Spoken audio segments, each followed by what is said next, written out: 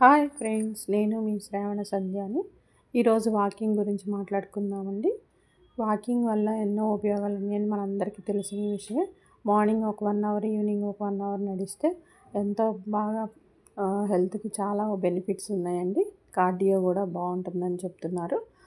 ఇప్పుడు నేను చూపించేది ఏంటంటే మోడీ వాక్ అని. మేము ఒక పార్క్కి వెళ్ళినప్పుడు అక్కడ అరేంజ్ చేశారండి. మోడీ వాక్లో ఏంటి అంటే 5 ఎలిమెంట్స్ ఆఫ్ వాక్ అండి. ఈ 5 ఎలిమెంట్స్ ఏమేమి ఉంటాయంటే, కొంచెం దూరం మట్టి ఉంటుందండి, మట్టిలో నడవాలి.